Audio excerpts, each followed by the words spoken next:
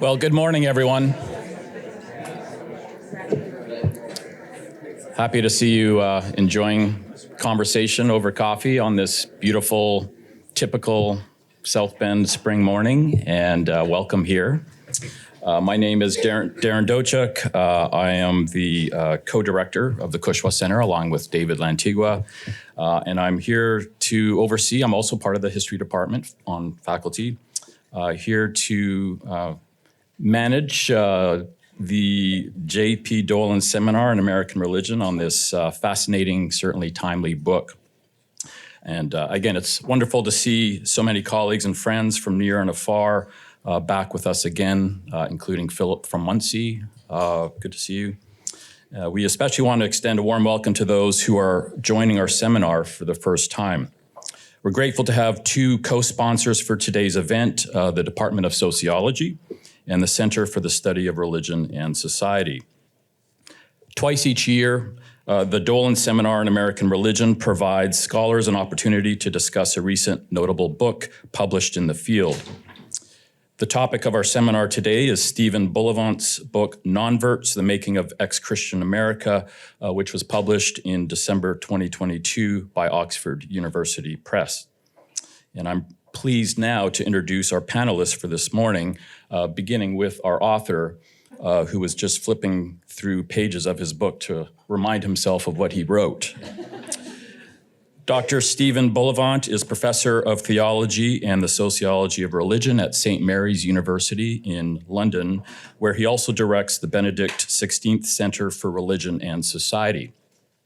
Stephen earned his doctorate in theology at Oxford University and a second doctorate in sociology from Warwick University. He has held visiting appointments at Blackfriars Hall, Oxford, the Institute for Social Change at the University of Manchester, and the Institute of Advanced Studies at University College, London. Since 2021, he has been a professorial research fellow in theology and sociology at the University of Notre Dame, Australia. No relation to this Notre Dame, as I understand it. Stephen's research interests include Catholic disaffiliation in the US and UK, with a particular focus on the relationship between spirituality, secularity, and technology, the empirical study of pastoral life and trends, the Church's sexual abuse crisis, and atheism and non-religion. Stephen has published numerous articles and book chapters and has co-authored, or edited more than 10 volumes, including Mass Exodus, Catholic Disaffiliation in Britain and America since Vatican II, the Cambridge History of Atheism, and the Oxford Dictionary of Atheism. He has received numerous grants and awards supporting his research, including from the Templeton Foundation, the Arts and Humanities Research Council, and the Catholic Safeguarding Advisory Service and National Catholic Safeguarding Commission for the Catholic Church in England and Wales.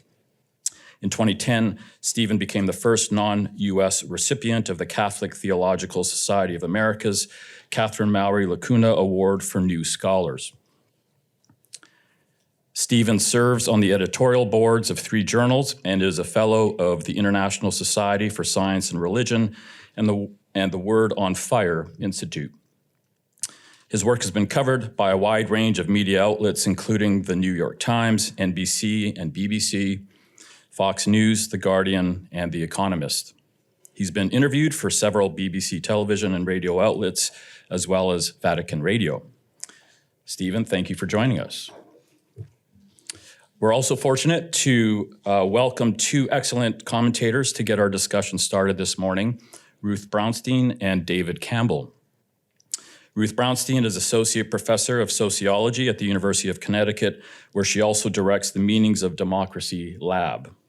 Ruth's research focuses on the role of religion and morality in American political life, and her work has been published in the American Sociological Review, the American Journal of Cultural Sociology, the Journal for the Scientific Study of Religion, Contexts, and Sociology of Religion, among other outlets. Her public writing has appeared in the Berkeley Forum, the Immanent Frame, and the Revealer. Her book, Prophets and Patriots, Faith and Democracy in America Across the Political Divide, is a comparative ethnographic study of progressive faith-based community organizing and Tea Party activism, which was published by the University of California Press in 2017. She co-edited Religion and Progressive Activism, New Stories About Faith and Politics, published by New York University Press in 2017. Ruth's research, writing, and teaching have been recognized by numerous awards and fellowships.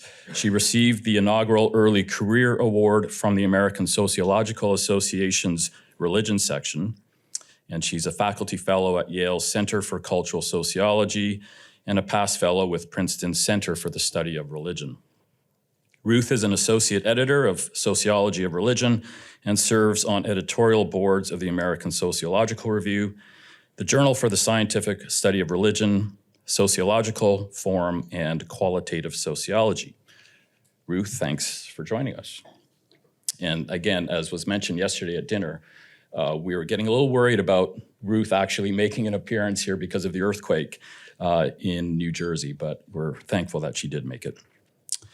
David Campbell is the Packey J.D. Professor of American Democracy here at the University of Notre Dame, where he also directs the Notre Dame Democracy Initiative, launched earlier this academic year as a signature initiative of the university's strategic framework. His most recent book, Secular Surge, A New Fault Line in American Politics, co-authored with Jeff Lehman and John Green, received the Distinguished Book Award from the Society for the Scientific Study of Religion. Among his other books is American Grace, How Religion Divides and Unites Us, co-authored with Robert Putnam. American Grace won the American Political Science Association's award for Best Book on Government, Politics, or International Affairs. David has held fellowships at Stanford, Princeton, and Harvard, and his research has been supported by grants from the Carnegie Corporation, the Spencer Foundation, the National Science Foundation, and the Templeton Foundation. His scholarship has been published in, among other places, the American Political Science Review, American Journal of Political Science, Journal of Politics, and Public Opinion Quarterly. He has written and been interviewed for a wide range of media outlets, including the New York Times, the Washington Post, the Wall Street Journal, NBC, NPR, CNN, my favorite, the Canadian Broadcasting Corporation. I wasn't going to mention it, but we're both Albertans here, so you're dealing with two Albertans up at the front, so we'll do our best. Thank you for being with us, David, and we look forward to hearing your expert comments. So for those of you who are new to the seminar, again, welcome, and a quick note on format. We'll hear first from each of our commentators, starting with Ruth, and then Stephen will have an opportunity to respond to them briefly. After a coffee break, we'll reconvene and open the floor for general discussion and take some time to write down your questions, and we'll have plenty of time to pose those to Stephen after the break. So first, Ruth. Great, thank you so much, and thanks to everybody who made this event possible and got me here despite earthquakes and other various disasters. So I'm really excited to be here. I know that, probably like many of you, I read a lot about religious change in the United States, and especially the rise of the, quote, nuns. Should I do the obligatory not Catholic nuns? Please do. Yeah, Please do. nuns, N-O-N-E-S. And the end of Catholic America, or Christian America. So I was really excited to see this new book from somebody who's so deeply knowledgeable about the field. That said, I sort of thought it was going to be mostly kind of a smart and accessible primer to the sprawling now conversation on this topic. I now know I was wrong. It is smart and accessible and funny. I learned quite a bit about the role of religion on The Simpsons and King of the Hill. That was new to me. But it doesn't just retread old ground. It really, I think, opens up a rich new field of inquiry. And it does this in large part through a deceptively simple insight about something called the X effect. And on this point, I have to say, Stephen had me at ex-wife. So let me explain. Let's say that we conducted a survey in which we asked all American women if they are currently married to Brad Pitt. Everybody would say no, which would make it seem like we are all the same. But we can all recognize that I have a different relationship to Brad Pitt. Well, you don't know me. I don't know Brad Pitt. Than, say, Jennifer Aniston or Angelina Jolie, right? We are different in terms of our relationships to him. We are also different from each other in terms of our experiences and our paths sort of in and around Brad Pitt. Sorry, Brad Pitt. And so, right, even though the survey can't see that difference, right, we just can see that, right? It's like a clear, obvious insight. The same goes for, we might think of, and this is an example in the book, the growing community of non-drinkers. All of them would likely tell a researcher that they don't drink alcohol, but we would miss important distinctions between, say, a recovering alcoholic and somebody who abstains just for health or religious reasons. Those are all interesting and different paths to abstaining from alcohol that we really can't understand by just asking about our current state. And so, Stephen, I didn't realize that your path to sociology was relatively recent, but this to me seems like a really sort of perfect example of how a simple sociological insight can open up new ways of thinking about this question of the growing community of the non-religious. And he argues, I think quite persuasively, that we can't truly understand this large, now quite large group of Americans unless we know something about their path to disaffiliation, or what he calls non-version or conversion to being a nun. And I should say the wordplay in this book is really next level, spectacular. It's great. And right, so when we non-vert from something to nothing in particular, right, it's important that we understand what the something was and what that path looked like. When we ask this question, it opens up space for the book to consider how the experience of, say, an evangelical, which is a term that's often used today, compares to that of a lapsed Catholic or a former Mormon or a mainliner who's perhaps just drifted away from regular practice. The book shows really compellingly that these are really different experiences in terms of both the reasons people convert to being a nun, as well as what it looks like to be a nun in really practical ways. For example, are you still on the rolls of your church of origin, or do you have to actively sever those? Can you sort of reaffiliate easily or not, right? And these are important, sort of relevant questions. It also recognizes differences between these varieties of non-verts and a growing population of what Stephen calls cradle nuns. These are kids that are raised as nuns, presumably by a previous generation of non-verts, right? And as we sort of have more time to sort of grow sort of as a population of nuns, right, we imagine the country will see more cradle nuns as well as non-verts. Although another question I have for you is, will we also start to see some rebellious reconverts into faith? Now, stepping back from this insight, it's helpful to recognize this isn't the only way to parse the large and growing population of the non-religious in America. And, we're lucky to have here somebody who's thought through a lot of sort of other kind of alternative ways for us to parse this group. So first, there's often distinctions between those who identify as atheists and agnostics versus those who simply select nothing in particular when asked about their religious identity.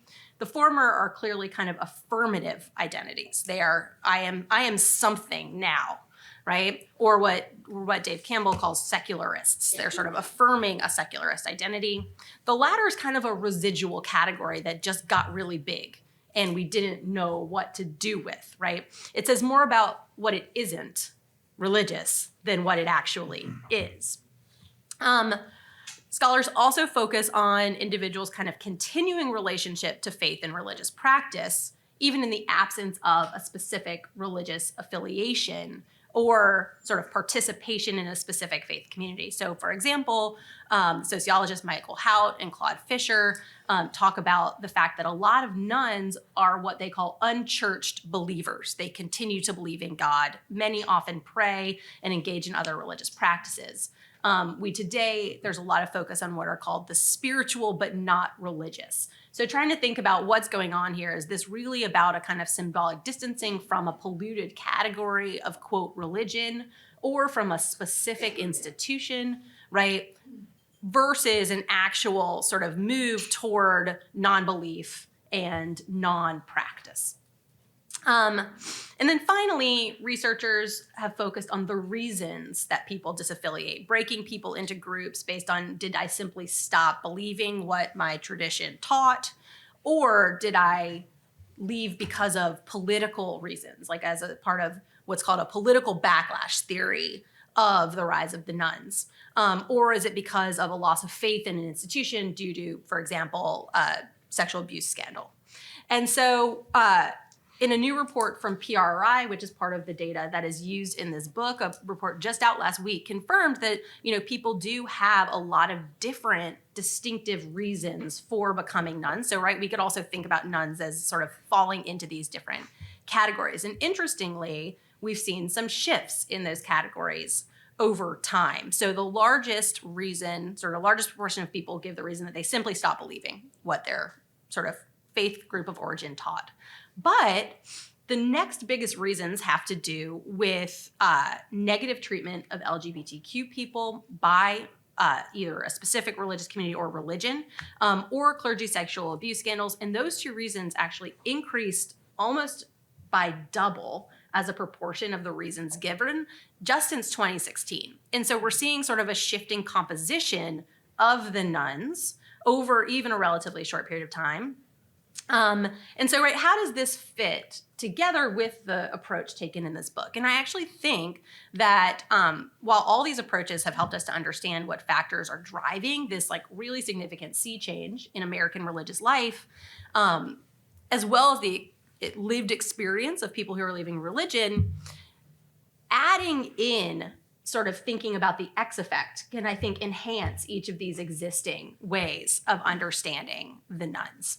So, for example, based on the really rich stories that are provided in this book, it seems rather clear that ex-evangelicals had very different reasons for disaffiliating than, say, Catholics or mainliners or Mormons, right? So we can sort of start seeing that, right, institutional distrust is a much bigger issue for Catholics. Political backlash seems like it's a much bigger issue for the evangelicals and Mormons, and mainliners seems like it's more of like a loss of belief, sort of a falling away, right?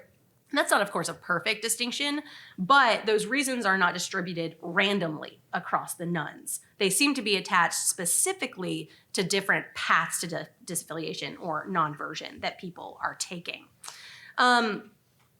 It also seems clear that the X effect would shape different groups' relationships in an ongoing way to religious institutions, beliefs, and practices. So in a 2018 paper, Paul Jupe and his colleagues argued for a distinction between what they call affiliation with specific congregations and identification generally with a religious tradition, right? Where you can say, I'm a Catholic even if you never affiliate with a local parish, right? And they say that this is important in understanding the nuns because we don't necessarily know which one people are talking about when they answer our survey questions, right? So we need more precise kinds of questions. And this is especially relevant when we think about the role of politics in people's decisions to disaffiliate. And they found really interesting difference between those who left their specific churches because of political disagreement. And it turned out that those people didn't look a lot like the big story we have about political backlash, which tends to involve politically liberal and moderate people who are loosely attached to congregations disaffiliating from this thing they call religion, right? What they found was that relatively conservative, theologically conservative evangelicals and Republicans were leaving individual churches because of political disagreement, but they weren't disaffiliating from, quote, religion. or even from identification with a specific tradition. And so politics and political disagreement was playing a role for lots of different kinds of Americans, but it was operating differently in terms of their sort of path to stepping away from a religious community. It didn't result in what Stephen would call nonversion, but it did maybe create a breach with their faith community. And it might later lead to nonversion. We don't really know. Right? But the insight really got me thinking about how we have to think about people's specific position in the religious field carefully to understand what they mean when they say, I'm nothing in particular. Particularly because, as we know, these responses are really wobbly. They're really sensitive. Like on one, and I think the experiments in Dave's book really show that a very small nudge can lead somebody from claiming an affiliation with religion to not claiming an affiliation with religion. And so, right, when we think about what is our current relationship to religious institutions, right? Are we close to an actual institution such that when we are upset about their politics, we are associating that concern with specific people in a specific church, in which case we could maybe engage in what I and my work have called sort of a more narrow backlash, which would lead us to just reject that church, but then go find another one that maybe suits us. Or if we're further away, we're more marginally connected to a community, right? And we're mostly seeing this political conflict playing out maybe in the media, right? Or from afar, does that lead us to sort of reject the thing called religion in general, right? To have more of a broad backlash against this thing, because that's our reference point when we think about religion. And so again, I think that this book really pushes forward this idea that we need to take into account where people are sitting before they step away from religion in order to understand some really important variation in this group. Now, one thing that I would love to see more of with this insight in mind is the actual X effect, right? So we see that there's qualitative differences in the experiences that people have as they leave religion, whether they are Mormon or Catholic or evangelical or a mainliner. The question that I have is, does that matter in terms of their political behaviors, their civic engagement, their broader orientation toward religion and other social attitudes? Stephen mentions in the book a really sort of interesting thing that when you surveyed former Anglicans and Catholics in the UK, they had different attitudes toward Brexit. And so, right, like if we could start parsing nuns in this way, we could really, I think, understand a lot about, first, sort of like if they are mobilizable towards some sort of political purpose, which people kind of imagine they might be, but there's very little evidence to suggest that they are. Or, right, what kinds of politics might be coming out of different kinds of sub-populations of nuns. And then finally, and I'll end here, which is where, you know, everyone brings their own sort of concerns into reading of a book. But I was curious about groups of nonverts that aren't covered in the book. And in particular, I just biographically, I'm the third generation in my family of Jewish Catholic intermarriage. And so I was raised exposed to both traditions, and am now sort of thinking about this in relation to my own kids, right? But we as a country have a lot more sort of religious intermarriage, right? People are suddenly navigating a lot more choices in terms of picking a religion or picking a set of traditions to, right, try and transmit to their children. And so one of the questions that I had was, right, what does nonversion or retention look like for families that are not just sort of thinking about, oh, do I transmit the religion of my youth, but I now have to choose which religion to transmit to the children of my youth. And as part of a broader project I'm working on with some colleagues, we're thinking through the sort of market conditions of religion today, where people are so focused, as we are as consumers, on optimization, right? We're seeking the perfect fit in terms of our belonging to a community, our sense of beliefs, right? Just like we do on dating apps and finding the, you know, perfect shirt, right? We think that there's a perfect solution out there, the internet will bring us to it. And what ends up happening is we get basically choice paralysis, right? And decision fatigue. And we end up not ever buying any shirt, right? And so is this part of what might be happening with some people, where having sort of more religious traditions to choose from, whether in your own family or just in the world of options, right, might be leading to a different kind of non-version experience that could be worth exploring in the future. So I'm going to stop there. Thanks for this really rich, fun book, and I'm excited about our conversation.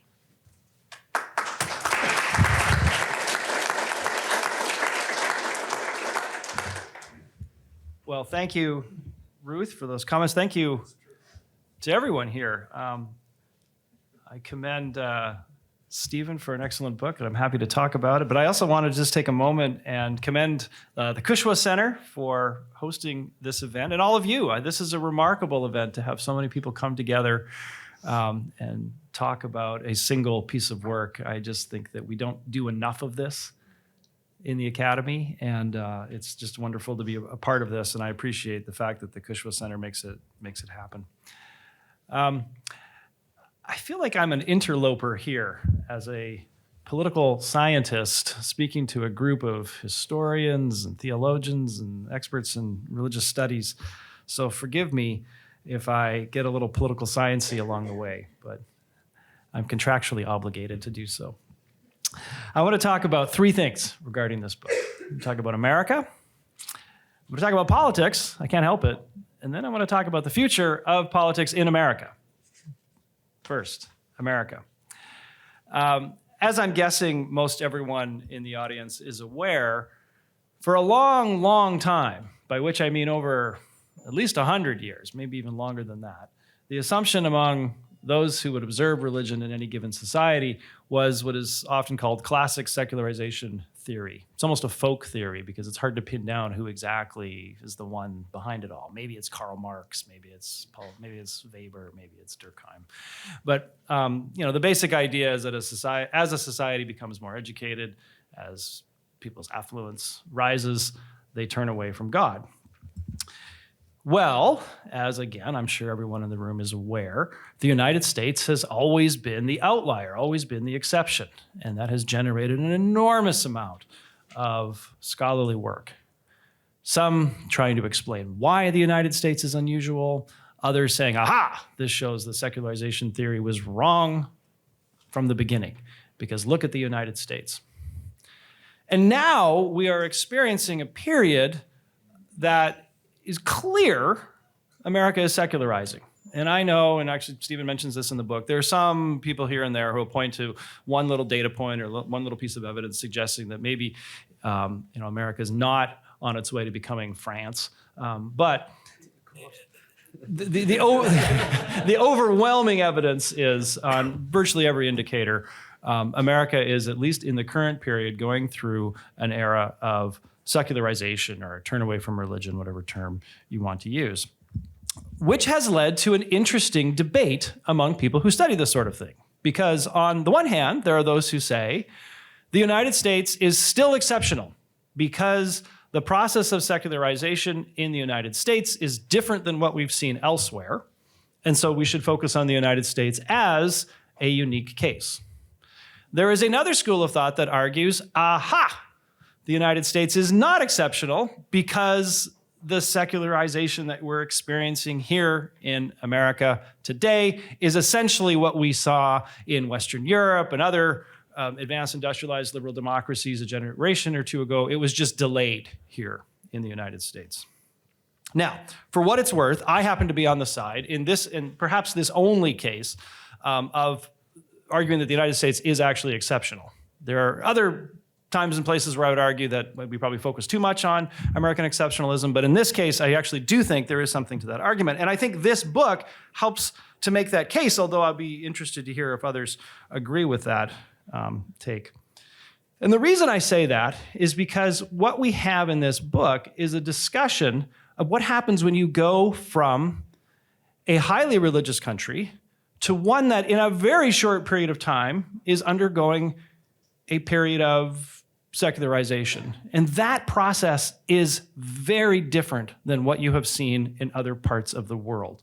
The secularization we're experiencing in the United States today does not parallel what you see in Western Europe because it has happened so quickly. And you see evidence of this in this book, because if you plot out using Stephen uses the General Social Survey. That's a common source of data, but actually you can look at other sources as well, and he mentions those in addition. There's a pretty sharp inflection point of when this all started. It started in the late 1980s, early 1990s. That's when you begin to see the growth of at least religious non-affiliation, but it turns out all those other trends we now know, people saying they don't attend a church, even expressing doubts, ambivalence, maybe even disbelief in God, also began to grow at about the same time. Which brings me to my second point about the role of politics. So in the book, Stephen very nicely goes through what he argues is the essentially chain of events or conditions that has led us to the current state in America. It starts with the end of the Cold War. It goes through a number of other factors, and it ends with the role of the internet. Now, as a brief interlude, I often give public lectures in which I talk about these changes in America and the fact that we're secularizing. And I put up a graph of the sort that you'll see in this book that shows this inflection point starting in the late 1980s, early 1990s. That's when you see the begin of the growth of religious non-affiliation, et cetera. And I will ask the audience, why do you think this has happened when it did? And I always get lots of answers, and invariably, the number one answer, the one that I always hear, is the internet. If I have an audience that is a little more, I'm going to use the word seasoned, by which I mean older, they will say the end of the Cold War. So those are the two top ones. And there's a variety of other things that will come up, but the internet is always mentioned, and the end of the Cold War is often mentioned. Both of those figure into Stephen's story. The end of the Cold War meant that now there was a renewed sense in America that it was okay to say you weren't religious because being not religious didn't mean that you were a communist, because you didn't have to worry about the communists anymore, because as you may have heard, it was the end of history. So with the end of the Cold War, all of a sudden it becomes acceptable to say you're not religious. So all these people that were sort of saying they're religious, but really they weren't, now they felt like they could. And then this is accelerated by the discovery on the internet that there were lots of other people out there just like you, even if they weren't in your hometown, even if in Goshen, Indiana, you couldn't find many fellow non-believers. You could go online back in the day, dialing up AOL and find a chat group and talk with the non-believers. Now, I want to say, I actually do endorse that the end of the Cold War is part of the story here. And I also want to emphasize that I also think the internet is a part of the story here. In fact, as is highlighted in the book, in some traditions, I think the emergence of the information overload that you can find on the internet really has been an important part of the story. So a tradition that I'm somewhat familiar with would be the group we formerly called Mormons, but now we have to say the Church of Jesus Christ of Latter-day Saints. Whew, it's 11 syllables. That group is an example of one, and Stephen highlights this in the book, where the internet almost certainly has had a major effect on people disaffecting from the religion. Because young Mormons go online and they read about all sorts of history in their own church, and a church that emphasizes history that they didn't know, and it alienates them and it upsets them, etc. But with all of that, I want to suggest that the chain of events that Stephen lays out is actually missing an important ingredient, one important step. Because the timing of the rise of religious non-affiliation and all the other indicators that we have of the turn away from religion, the secular surge, as my colleagues and I have called it, the timing of that actually doesn't match the emergence of the internet. So the internet was probably an accelerant, but it started before we all had the internet in our homes. And we forget that. The internet in 1990 was not something that you found widely. There were a few people here and there who had access to it, but it wasn't really widespread until roughly a decade later. So this was starting before that. So yes, the internet may have accelerated it, but it can't be the sole explanation. And even the end of the Cold War doesn't fully tell us the story, because if what was happening is there was a pent-up sense in America that I'm really not comfortable with religion, but I don't feel like I can express it publicly, because if I do, then I'm a communist. You would have expected that to have led to a boom of non-religion right after the Cold War, but it wouldn't have necessarily continued. But these trends have continued. We are 30 years since history ended. And yet the trends carry on. So what's going on? Well, I would like to suggest, not as the only factor, maybe not even as the primary factor, but one that I do think is underplayed in the book, is the role of the political environment in the United States. And this is what you get for inviting a political scientist to speak in a seminar like this. Ruth has alluded to this, but there is a large literature. I am a small contributor to it, but I'm certainly not the only one who makes this argument, that one of the main reasons that we've seen a turn away from religion in America is because, for many Americans, rightly or wrongly, in their mind, religion means the religious right. The movement, the political movement. And if that's what religion means, I don't want to be part of it. Now, Stephen does mention this literature briefly in the book, but he sort of says, in my interviews, that doesn't seem to be what people are telling me. And this is where I also want to make a quick methodological point. So what Stephen has done is interviewed people who have explicitly turned away from a religion. In order to be a non-vert, you had to be something in the first place. And it's true that many of the people he interviewed had greater connections to their previous faith than others, but all of them were something. What we see in the large-scale data, not of the sort that you find in an in-depth interview, but instead what people tell a pollster, is this turn away from religion often is a negative reaction, a backlash to the religious right. And those are the people who weren't much of anything to begin with. They're the ones that are slipping out of a religious identity that didn't have a lot of meaning to them. And this is sort of what Ruth was talking about as we think about the different ways that one can become a nun, if you will. And so I would like to suggest that politics plays a bigger story here than perhaps suggested in the book. And even the book itself gives us some evidence of this. Because if you look at a number of the points made by the people being interviewed, often they do kind of sound like politics. So in the ex-evangelical chapter, there's a lot of talk about Donald Trump and how a lot of evangelicals have become very unhappy with members of their own faith for being so supportive of Donald Trump. Now, Trump can't explain the secularization in America. He didn't appear on the scene as a political figure until 2015, and these trends were in place long before that. But if you view Trump and the MAGA movement and Christian nationalism as an extension of what had already begun back in the late 1980s, early 1990s, when the religious right was really becoming a movement, well, then perhaps, again, we can see that politics plays a bigger role here than suggested. So I don't mean this to be a harsh critique. It's a Notre Dame critique. We're a friendly group. As I mean it as something that I think is there in the text, but perhaps could be brought out a little more. Maybe that's something we can even talk about. So let me just end my remarks by talking a little bit about the future, and specifically the future of politics in America. Now, as we all know, prediction is hard, particularly about the future. And so, thank you for laughing at that. That was actually meant to be a joke. You guys are a tough crowd. Why don't we all take another cup of coffee, and then we'll come back and I'll do my tight 10. Okay. Stephen makes, I think, a very, very trenchant and telling point. I'm actually going to quote the words he writes because, as Ruth noted, the very words on the page are delightful to read. He makes a point about the debates we have in the United States over religion in the public square. And we know the debates that we have in the United States over what we loosely call church and state are very different than what you find in other parts of the world.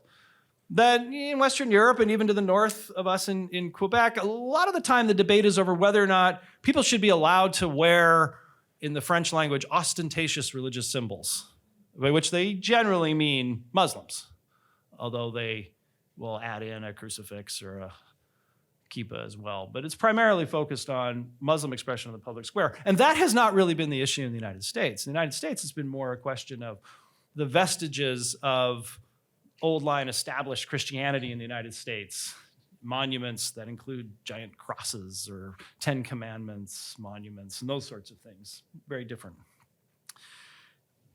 Stephen notes that in a country where you have so many non-verts, people who were religious have now become non-religious, or they grew up religious and now they're not, you would expect to find tension over the role of religion in the public square. So the way he puts it is, allergic reactions to religion in the public square are not an automatic feature of non-religious cultures.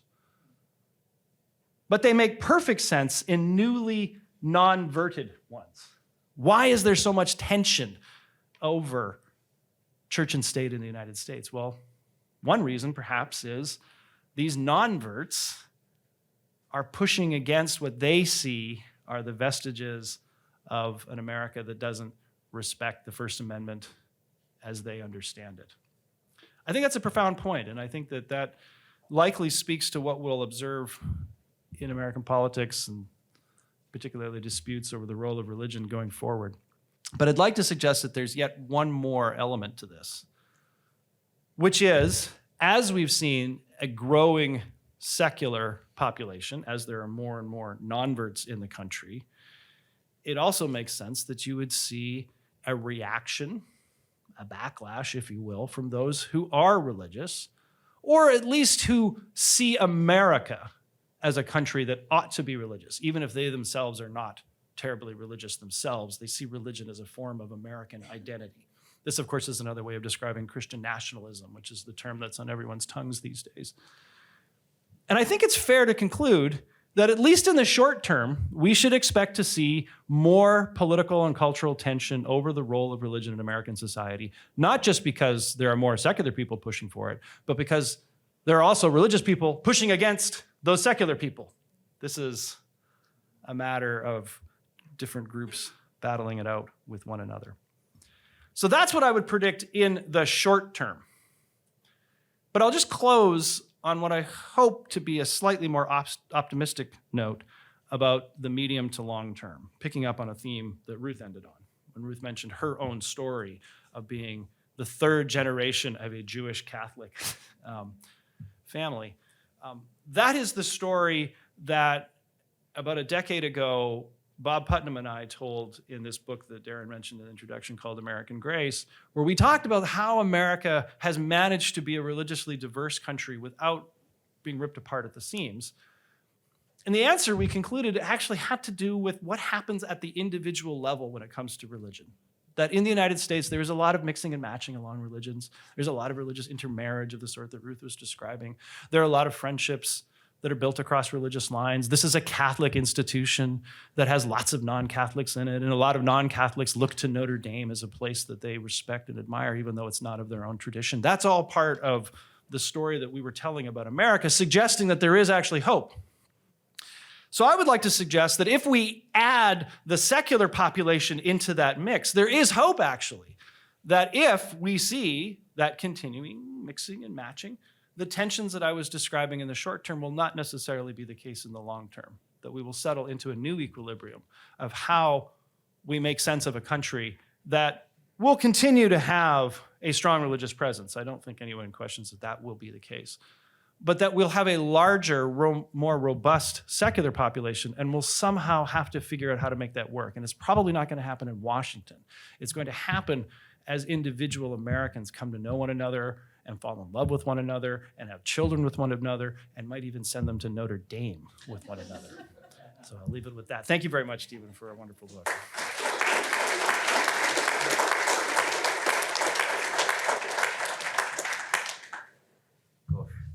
I didn't really know what to, you can't really prepare anything. You didn't know what they were going to say in advance. You didn't know if everyone was going to hate it. You didn't know, like whether, I don't know, this is, anyone who's read this book or tried and got bored, this may not be a cultural reference that lands, but that rap battle in Eminem's 8 Mile film, all those Comedy Central kind of roasts, that was kind of my 2 reference points for how this might go. I just want to begin by saying, thank you to Darren and David and Madonna and Shane and just everyone here and all of you for coming. This is such an honor for me and such a pleasure. I mean, there's an awful lot of things I could say and no doubt will say in a sort of a rambling way. I think I just want to pick up on a few points, really. First of all, to kind of give a bit of a bigger picture to the book and why the book came about. I wanted to do several things with the book. I wanted to contribute to this kind of telling a big story about America, either kind of top line, national trends, rise of the nons kind of picture stuff. There's been some work, some very good work. Phil Zuckerman did a book quite a long time ago now, talking about individual narratives of leaving and loss and disaffiliation and deconversion, however you want to frame it. And I wanted to contribute to that literature and actually really ground the book, which is the first time one of my books has been grounded in the kind of the kind of the lived experience of the kind of the interviewees.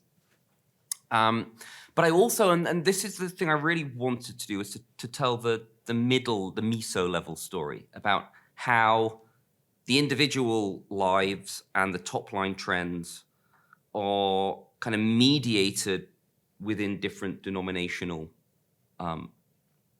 worlds, actually. Things look very different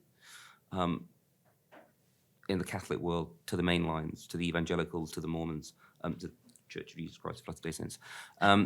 And you can only get, and I'd written a big book about just much of the Catholic experience, and I wanted to, and one of the arguments there was, well, there's a Catholic story to tell, but you have to tell that Catholic story in relation to the national story and in relation to kind of all kinds of micro-Catholic stories, because it's such a big and interesting, well, religion, but also a big and interesting country. And you can then do that for all these other traditions. And I wanted to write a book that normal people might read. And so it wasn't written to be an OUP monograph. It was written as a trade book, and an OUP, which was perfect, bought it as a trade book and sold it at a price that semi-normal people might buy. But in order to try and do all these things at once, and because it wasn't being written as an academic monograph primarily, it was trying to do kind of serious work in a looser style than I might have normally done. I had a lot of fun with it. I had a lot of fun with the research. And I think anyone who's sort of read the book and certainly the footnotes and things will know I quite enjoy sort of a lot of Americana. It was a real pleasure to travel around and sit down and talk to these people over a beer or a coffee or a lunch or dinner or whatever all over the country. And I hate writing, but it was more fun writing than it often is. I also think that even if everyone in this room hated the book, for a book to have such distinguished haters, and to attract the notice and not to be beneath the contempt, but to be like at the level of the contempt of such a distinguished set of people, and particularly the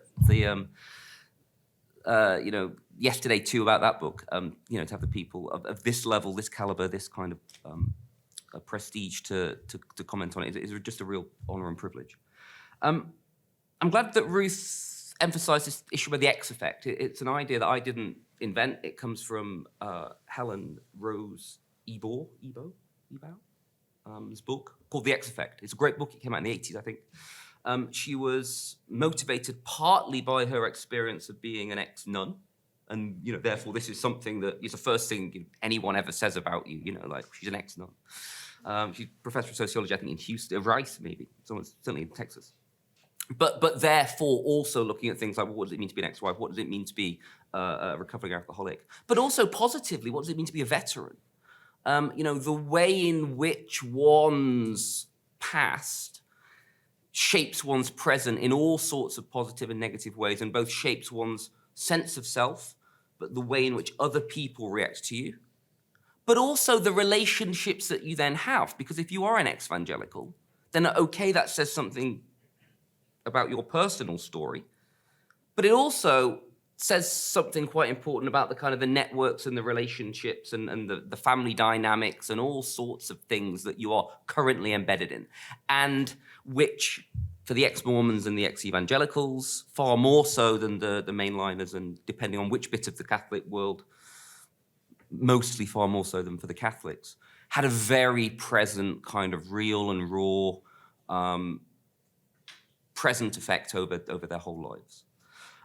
So I do think this kind of X effect, and I do think that one of the most interesting things about American rise of the nons is precisely the large proportion of non-verts, because it's been so quick, and the large proportion of people who aren't very far either in their own lives or in their immediate, and not ancestors, but their parents' lives, of being very religious. Whereas in places like Britain, France, Germany, all those other places, Australia, the much more common pattern is of this kind of generational waning, whereby now you may be the first to tick a box on a survey that says you have no religion, but actually you may be going back to grandparents or great-grandparents before you get back to someone who was kind of really believing, practicing. And so there's that. This is particularly the case with Catholics, that kind of generational waning of kind of often an Irish cultural identity that kind of is bound up with it. Whereas, this is, kind of 2 generations from regular practice. And for a generation for whom it doesn't really mean anything, and they're so far away from anyone that close to them for whom it did mean something. It's a bit like the point David pointed about, the allergic reactions. It's that it means a lot less to people. And it's certainly true in parts of America, that kind of, slow 50, 60 years of decline, depending where you are in the country, depending on what the sort of particular denomination and family situation is. Whereas different parts of the country and different denominations, it's been very quick. And I talk about cultural whiplash and that kind of stuff. And therefore, as I say, very kind of real and raw for people, going home for Thanksgiving or dealing with sisters-in-law or, all sorts of stuff. And which is, can be difficult enough even without putting religion into the equation. I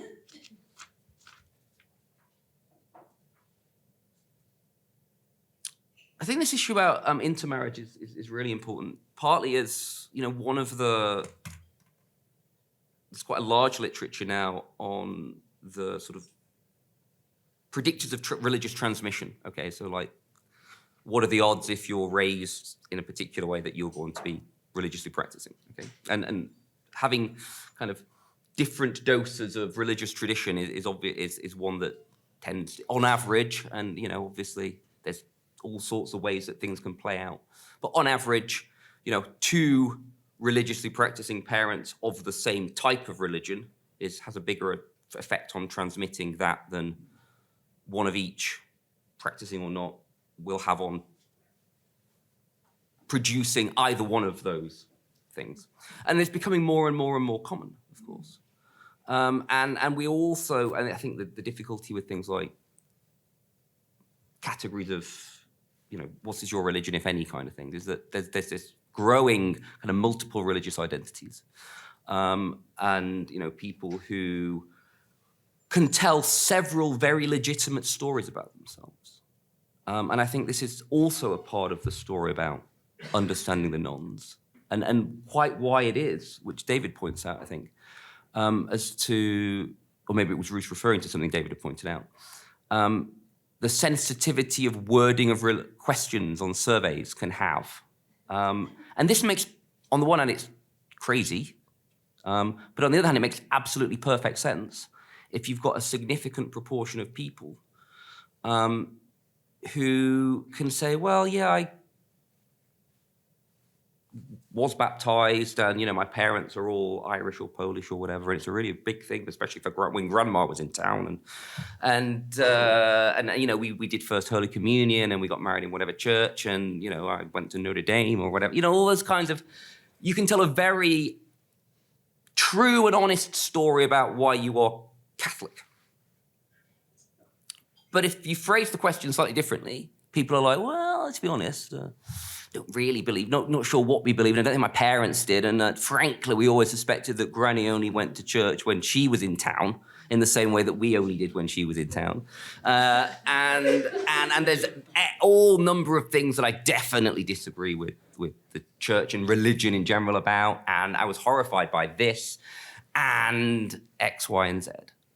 So if you're trying to distill a religious identity into a single box on a form, then it does make sense that you can nudge a certain proportion of people, which can add up to millions at a population level, in different ways. I mean, there's always going to be a certain proportion of people, no matter how you phrase the question, are going to tick a particular box. And other side of people who will always tick none, no matter how you phrase the question and no matter kind of how you try and kind of remind them of their forebears' culture and whatever. But in secularizing populations, it makes absolute sense that people would be quite ambivalent sometimes about where they fit into these kind of categories. And I think that this question about multiplicity of choice plays into this. And there's sort of two main theories of this in the sociology of religion. One is that choice weakens the givenness of any one thing. This is classic kind of Peter Berger plausibility structures. And pluralism, therefore, means that everyone has to opt in and that you can't just kind of think, well, everyone is. It's not that you don't know that there are other people, but they're not a live option for you because you've never met them. And this, you can talk to people who say, I was raised in Pittsburgh after the war, and I was 8 years old until I knew that not everyone in America was Polish. You can certainly talk to people raised in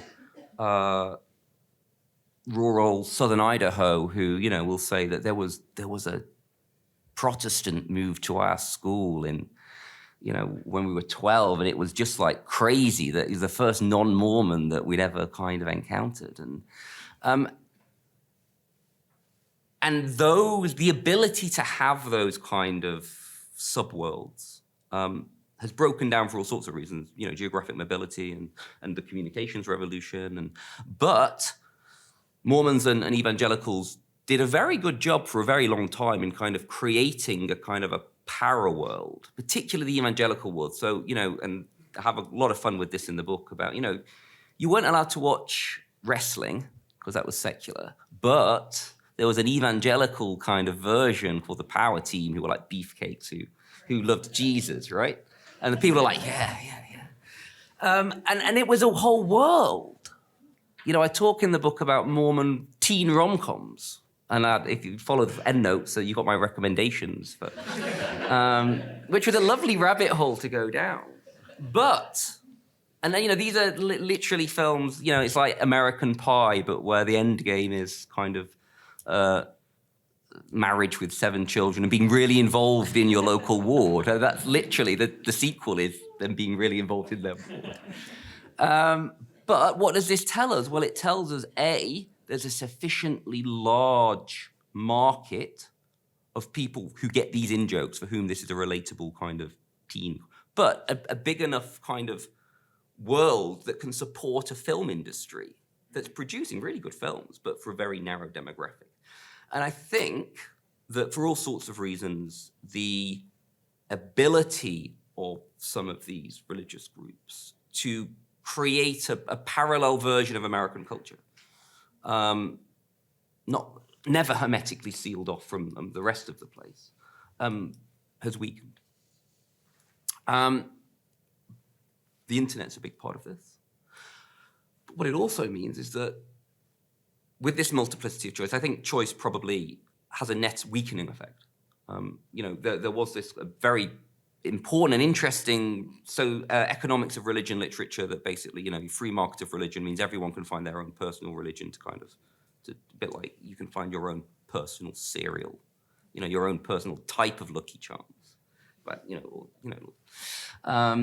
and that therefore this has a net positive effect. I think probably the most recent stuff suggests it doesn't, but that doesn't mean that people can't find their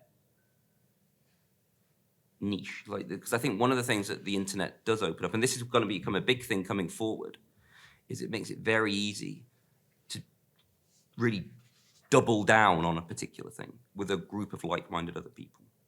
And this, you often hear people talk about themselves as reverts. And what they often mean by that, especially in Catholic contexts, isn't that they were ever nuns or raised by nuns, but they were kind of, 2 generations of wanedness, and that they embraced it. And then suddenly they find often a college-focused ministry, often on college, maybe on the internet, maybe in a particular parish. They find a kind of a tribe of like-minded other people who know it's a kind of a growingly countercultural thing to do, but have a big enough group of others to do it. And obviously that's always going to be precarious because there's no givenness to that, but it is possible to do that. And this isn't just a religious thing. You can do this with being a male My Little Pony fan. Let's talk about that in the book quite a lot. You can do it with vinyl records. It's like vinyl records, and not at the peak of their sales of over the past 100 years. But if you're into vinyl records, you can be really into vinyl records. It can become your whole life, and you hang out on internet forums with other people who are really into vinyl records, and your life revolves around speaker systems and setups and rigs or whatever. And of course, you can do that on any niche kind of interest. And religion is lots of other things beside, but it can also be a kind of a niche option, hobby, brand, interest, identity, in the same way that other things can too. Going all in as a climate, eco, extinction rebellion kind of activist is again also facilitated by these kind of dynamics or all other sorts of stuff. So the future is going to be quite interesting and no doubt quite turbulent. Although I definitely do agree with David that certainly with regard to the nons is things will settle down. It become a much more normal thing to know non-religious. A bit like it becomes a much more normal thing to know kind of gay people and to have them in the family and, to sort of interact. I mean, it just becomes a normal part of everyone's life. And politically, I think that parties, including the Republican Party, will think, well, there's millions of non-religious voters who we ought to be courting, or at least not actively alienating. So I think at the moment there's quite a lot of, depending on where you are and where you've come from, and a lot of allergic reaction. But over time, it will become a much more normal part of the landscape. I think just the last thing I want to say, just this point that David raised about me underplaying the political dimension, which I think is probably true. Although I think I felt that I was not underplaying it. I thought it was as fully in there as it could be, and so clearly it wasn't. But I think I did have a sense that I felt that this has perhaps been overplayed as an explanation. Not that it's not a big part of the story, but I was trying to finesse it a little. And I think one of the things I do try to do is to say that actually it doesn't all kick off with the end of the Cold War. It doesn't all kick off with the internet. You can tell a much deeper story that goes back at least to the 1960s, but probably actually to the immediate post-war period. But of a kind of particularly from the 60s, a growing gulf between what you might call mainstream moral values on all sorts of issues, abortion, divorce, LGBTQ plus, and obviously that becomes more and more complex and grows over time. And this kind of growing gulf between where the churches and also mainstream American values had been more or less together. Over time, it becomes further and further apart. And I do think that the kind of the rise of religious right does have a clear alienating effect on lots of people. But it's also the case that you need to have two sides to have a culture war. And I think part of it is really that it's not that churches suddenly shifted to the right. It's that left and right isn't necessarily very helpful. It's that the wider society on many issues shifted further to the left. And some of the churches went with them. It's not that there's kind of like churches on one side and regular folks and good people on the other. But this necessarily meant that, I mean, you see this in Catholicism with abortion, is that, you know, the Catholic Church becomes more and more identified with being anti-abortion. Not because it had been ever pro-abortion, but because it was suddenly a thing that it wasn't moving on, in the same way that contraception had been in the previous generation. And so I think there's a bigger cultural and sort of shifting social morality context into which that particular political story fits. Although I equally think, and I think also this is worth stressing, is that there are a lot of people, and I think this issue between kind of levels of strengths of identity is important. So people who, and you see this with politics and evangelicals and Mormons with kind of Republican and certainly MAGA stuff. You see it with Catholics and the abuse crisis, in that people who had other reasons to identify as being Catholic, in that they believed and practiced and then were kind of embedded in quite close networks of other people who believed and practiced, were on the one hand far more horrified and hurt by the abuse crisis than cultural Catholics, in inverted commas. But they also had many more reasons to stay Catholic despite everything. Whereas if you're at the kind of, you know, the third generation of generational waning, Catholicism doesn't mean very much to you in parts of the country, apart from, hey, you know, Irish ancestry, St. Patrick's Day's fun, you know, the family came from Tipperary in the famine and that kind of stuff, right? And it's quite a brand to be proud of and to associate oneself with. But when that brand is tainted by child abuse and moving pedophile priests around and that kind of stuff, then it becomes all the easier to think, well, actually, I'm kind of not in my name. And when, you know, when faced with a tick box on a survey, to tick a different box. So there's a sense in which the disaffiliating effects of scandals and politics and turbulence has, understandably, it does have the greater effect on the people who are already more distant, even though it might actually be felt much more deeply and be more important and kind of more traumatic to the people who don't leave, but they don't leave because they've got all the other reasons to stay. But I think the other thing, and I did try and raise this in the book, is that yes, there are lots of people who leave evangelicalism because of Trump, but also Donald Trump is very popular.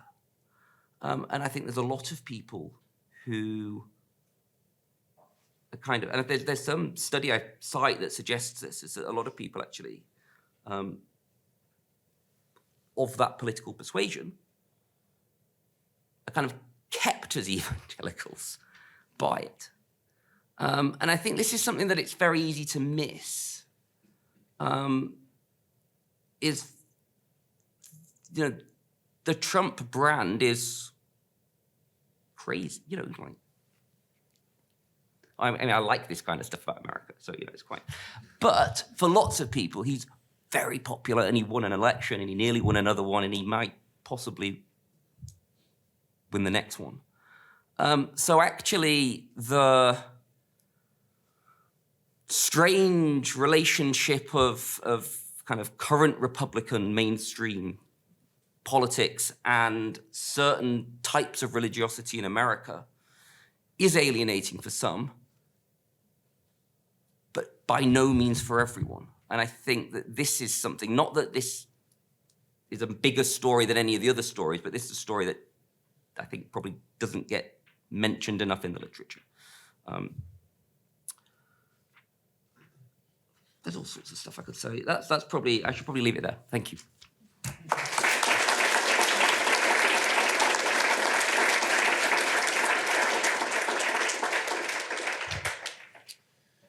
Thank you so much. Stimulating, lots to digest and process and talk more about. And Stephen especially, I know this is interesting process here of not sure what's coming your way here, and I think you did all right in responding. So let's take 10 minutes. If we could be back in our seats by 10:20, that would be appreciated.